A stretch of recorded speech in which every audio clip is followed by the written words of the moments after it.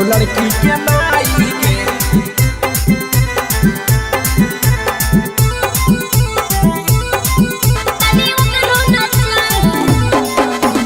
कहाँ से लो बाराती रे तनी डीजे बजाओ, कहाँ से लो बाराती रे तनी डीजे बजाओ।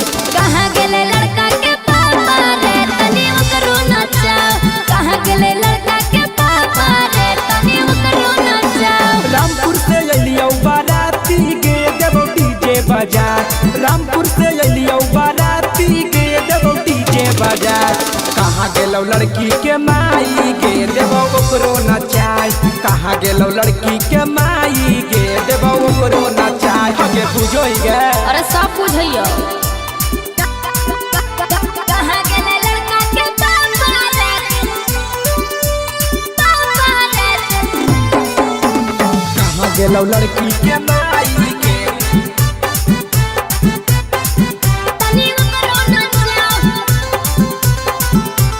हे बाबू सुना, और लड़का के चाचा लागो है मोटका, और देखो देखो और बगल में बैठल समधी भड़ुआ छोटका।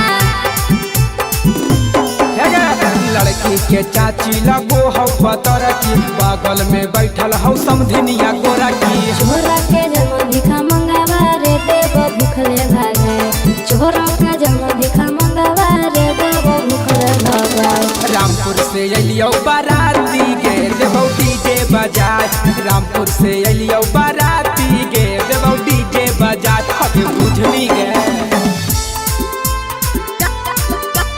कहाँ गेले लड़का के पापा रे पापा रे,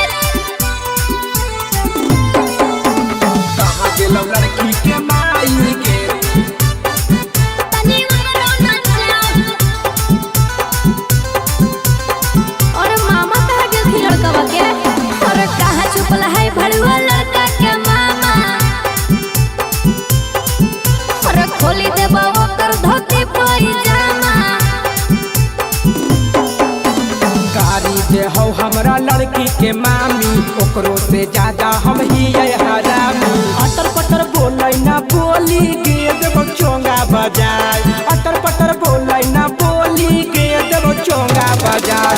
हल्दी से अलियो बाराती गे देवो डीजे बजाय, कैंदी से अलियो बाराती गे देवो डीजे बजाय। हगे बुझनी गे अरे सब बुझइयो। कहाँ गेले लड़का के पापा रे पापा रे, कहाँ गेलो लड़की के माई गे। तनी ओकरो नचाओ। अरे लड़कवा के भैया सेल्फी खींच रहले है, और सेल्फी खींचा है लड़का के भाई। और लाइन मारो है देव मार के भगाई। अच्छा सुनै सुनै लड़की के छोटकी बहिनिया, लागो ही एकदम कटीली नचनिया। विशु चौहनवा या सोनुआ के सखी गारी सुना, रामपुर से एले पड़ो दीपवा रे एकरा गारी सुना। सिकंदरा से अलियो बाराती गे देवो डीजे बजाय, रामपुर से अलियो बाराती गे देवो सबके नचा। हगे आओ नाच गे। Recording by Nandini music Nawada.